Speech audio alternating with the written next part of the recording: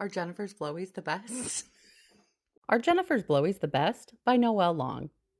Brandon hadn't had too many blowies in his life, and the ones he had received weren't too great. Oh my God, he looks so depressed.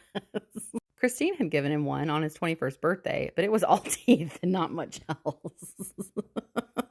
Her blowy was short-lived. The following Christmas, one of Brandon's mother's friends gave him quite a nice present, but it was not exactly the blowy he was looking for. Months later, his neighbor gave him a blowy for helping her to finish a crossword puzzle, but Brandon felt that it was missing some magic. He had almost given up on receiving the perfect blowy.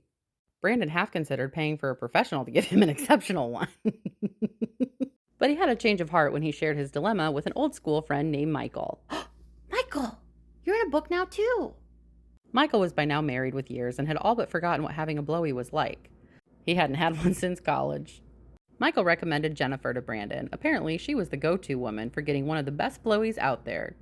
Brandon started hanging out in the places Jennifer was known to frequent. Blowies for all. On meeting, they discussed their shared love of music. It turns out that Jennifer learned the clarinet at school.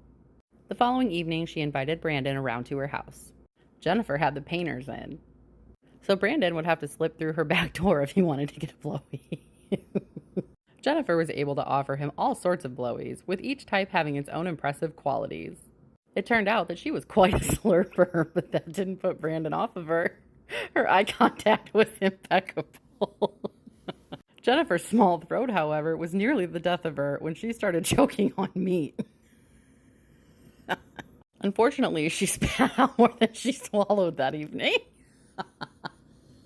On their next date, Brandon settled on one specific type of blowy that he liked the best. Jennifer was more than willing to give it to him.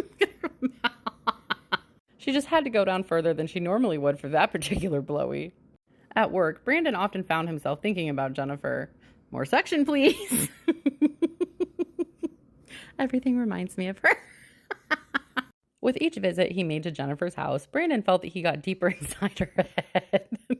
Jennifer would often have sore knees after their get-togethers. Eventually, Brandon lovingly bought knee pads for her. How sweet.